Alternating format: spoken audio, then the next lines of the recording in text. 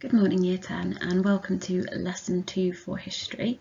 So today we're going to look at what was industrial Germany like, what problems did the Kaiser face. So Kaiser Wilhelm, who we looked at last week, we're going to look at the kind of problems he faced as he ruled this new Germany. So we're going to look at the changes brought about by rapid industrialisation, and I'm also going to explain the problems and consequences of industrialisation in Germany under Kaiser Wilhelm II. Don't worry if you're taking history or core history, you're going to be doing these topics in both, so don't panic about that. So to start off with them, let's have a look at these two pictures of Kaiser Wilhelm II. First of all, what can you understand about Kaiser Wilhelm II from the two pictures, and how do the two pictures differ? So what kind of image do they show? Do they show two different sides of Wilhelm? Do they show the same side? What can you pick out? Pause the video and have a go at answering those two questions. Okay, hopefully you wrote down quite a bit. So if you have a look at picture 1, we can see Kaiser Wilhelm II in his military uniform. Remember, he was very proud of Germany. Germany was very nationalist, and also there was a huge militarism, wasn't there? The belief that a country should have a strong armed forces, a strong navy. They wanted to rival Britain's. So he's showing that, and he looks very confident. Whereas the second picture, which we looked at last week as well, is the Kaiser trying to be quite greedy, trying to take over the world. He almost looks quite angry, so he's not got the composure that he's got in picture 1. So we're going to have a look at the three main problems that Wilhelm faced as he was leader of Germany. We're going to look at each of the main problems, and we're going to look at how he tried to overcome them. So as we're going through, you might want to pause, or at the end there'll be a chance for you to pause and go back so that you can make some notes and answer the questions. So first of all, in 1888 we know Wilhelm II became Kaiser, or the Emperor of Germany. He was Queen Victoria's grandson, often went to England, as you remember from the clip that you watched last week. He liked to go and play essentially in Queen Victoria's back garden and play war games, wouldn't they? And Britain was the most powerful country. It had the largest empire, it had domination of world trade, it had a navy which was twice the size of its two closest rivals together, and Wilhelm dreamed of making Germany as powerful as Britain. Now, one of the things to consider is the fact that Britain is an island, and so would therefore want a huge navy to protect itself. If you remember from the map last week, Germany's not an island, doesn't actually have that much coastline, so to have a navy as powerful as Britain's might make Britain quite worried. So we're going to investigate how he tried to make Germany as powerful as Britain's, and the problems that were caused by it as well.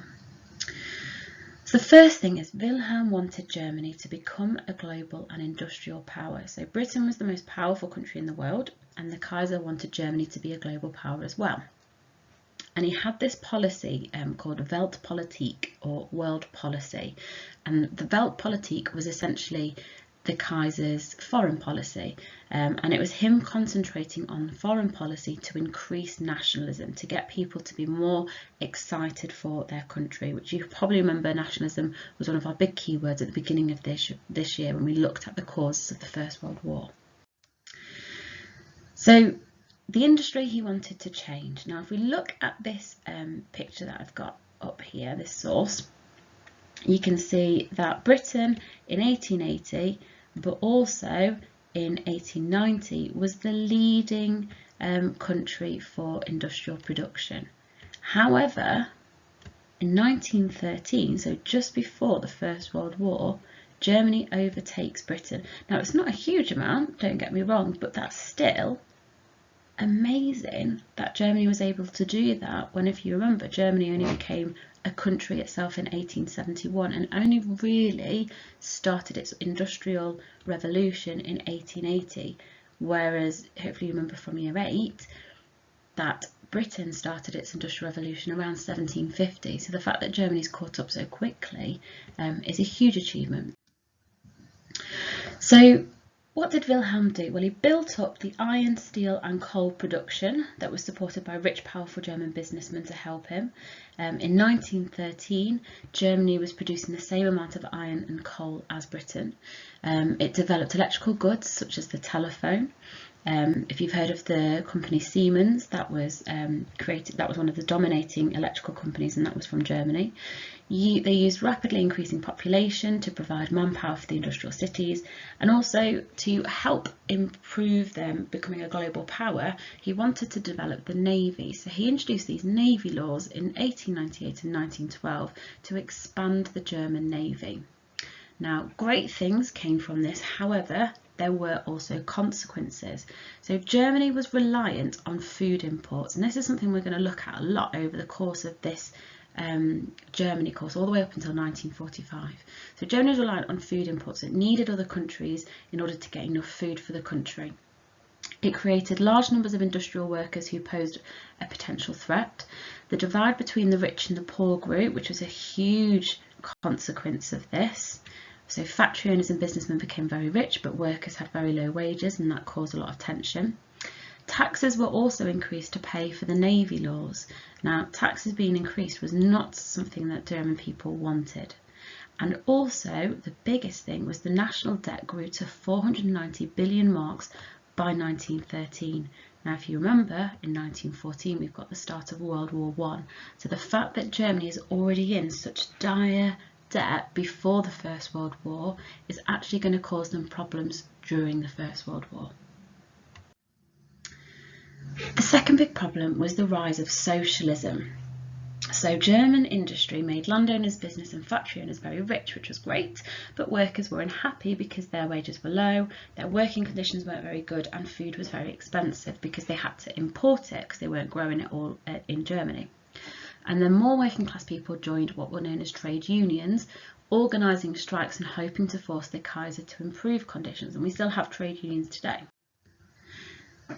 So the working class was growing as a result of industrialisation. Most workers voted for a party known as the Social Democrats, and they became the largest political party in the Reichstag by 1912.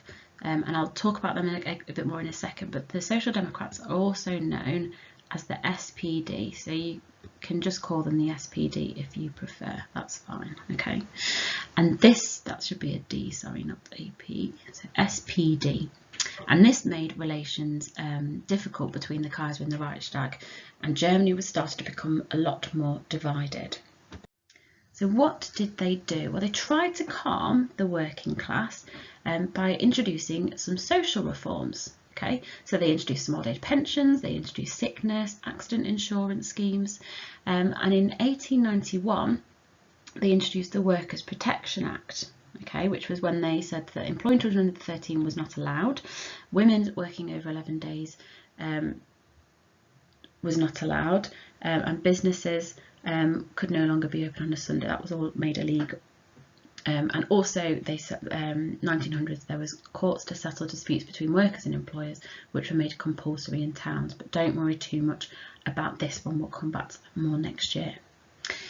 So as a result, there were still lots of workers that were dissatisfied. They were unhappy. They were a little bit sad.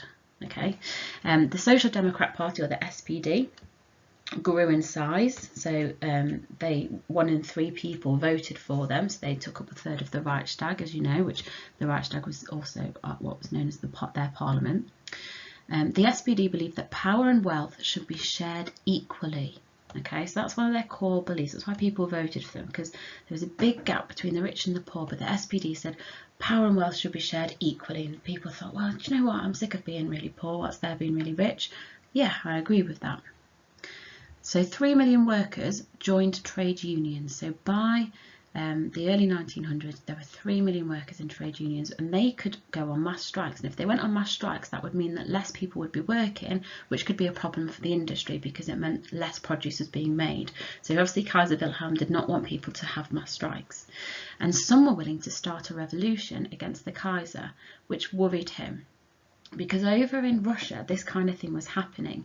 And actually, by sort of the First World War in 1917, there was a revolution in Russia and they were overtaken by the communists. And this was the Kaiser's biggest fear. He didn't want there to be a communist revolution. And the third problem was this led to was the growth of parliamentary democracy. So right-wing political parties usually joined together to pass government laws, okay? And we'll look at left and right in a second. The left-wing SPD was growing in power because they gained a third of the seats in the Reichstag, and ordinary workers were joining the SPD, and obviously the ordinary workers made up the majority.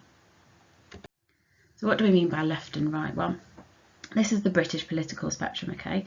We've got right wing, as they're known over here, so like our Tory party, UKIP would be classed as right wing. So conservatives. So on our right, we've got the conservatives in Germany, who usually were those landowners that were very traditional. A lot of people from the Prussian military elite were conservative. They would tend to be in parliament and be very dominating. But socialism, so the SPD group, would be part of the left wing, okay? Typically representing the working class people.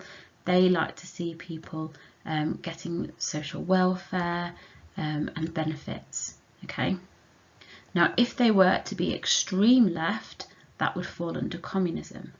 And also with extreme right, we get fascism, such as Hitler, later on in this course. Okay, but at the moment, Germany tends to stand sort of more central, a bit neutral, but moving over to the conservatives. And at the moment, by 1914, we're starting to see a third in this socialism and the SPD and moving over to the left. Okay, so to continue to appeal to the middle classes, because they were afraid, they tried to, sort of help them out as best they could, see if they could pay workers a little bit more. But the SPD were putting pressure on the Kaiser to share his power and allow more social reforms, and it wanted to improve workers' rights and conditions.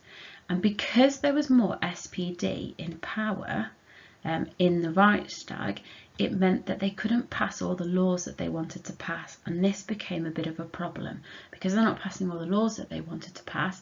The Kaiser's getting quite frustrated. The fact that he wanted to pass more laws for the navy and to improve the navy, but that would mean that people would have to pay more tax, and the SPD tried to block it, which caused a lot of problems. So let's done a little diagram just to show you the main changes in Germany. Okay, so Germany becomes more industrialised. More people are moving over to the cities to fill in the jobs in the factories. So we've got a lot of people moving away from the countryside, going into the cities, a bit like when we looked at the Industrial Revolution in Year 8. As a result, Germany does become more richer and more powerful, but also it increases support for the socialists who want to protect the rights of industrial worker and limit the Kaiser's power. Now, if you remember from last week, the Kaiser enjoyed having all of his power. It's not something that he particularly wants to take away. So this is causing him a problem.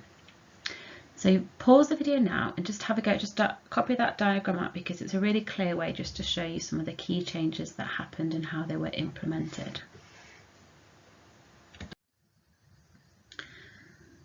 I want you to have a go at these 6 questions, so you might need to pause in a second, and you might want to rewind on the video, which is fine, just to help you out, okay? So what did the Kaiser need to build the German army? How was Germany successful in relation to industrialisation? How would this help Germany when World War I starts in 1914? Why was there growth in socialism? Why was socialism a problem for the Kaiser? So why did he not like the SPD group? Okay. And out of all of his problems, which do you think was the biggest problem that the Kaiser faced? And tell me why. There's no right or wrong here. It's merely your opinion. But which problem do you think was the biggest one that he faced? So have a go at answering those questions using the slides. You can have a look online as well at some videos to help you. BBC Bite Size is really good again to give you a little bit more if you need it. And if you're feeling up for a challenge, I've put a challenge question. So this is actually an exam question, and if you want to pause and have a go at this exam question, please do feel free to. And if you want to send it in to me, I'd love that. You don't have to do this question. This one is optional, but have a go if you want. Describe 2 problems faced by Kaiser Wilhelm in achieving his aims for Germany before 1914. So what 2 problems did he face? Okay, and what did that problem mean. So give some detail about what type of problem it was and why it was a problem. So for example, the SPD increasing in numbers was a problem. Why was it a problem? Because it challenged him when he tried to pass laws in the Reichstag. And finally, for your plenary, I would like everyone to have a go. Pause this and have a go at answering these 6 questions. These are the 6 questions from your fact books, but have a go without looking at your fact books.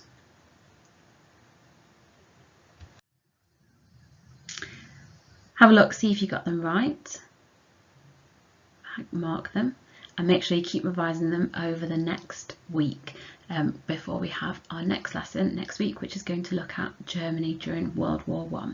Thank you very much, and any questions or problems, please drop me an email, sedwards@johnfernley.org, and I'll get back to you as soon as I can. Take care. Bye.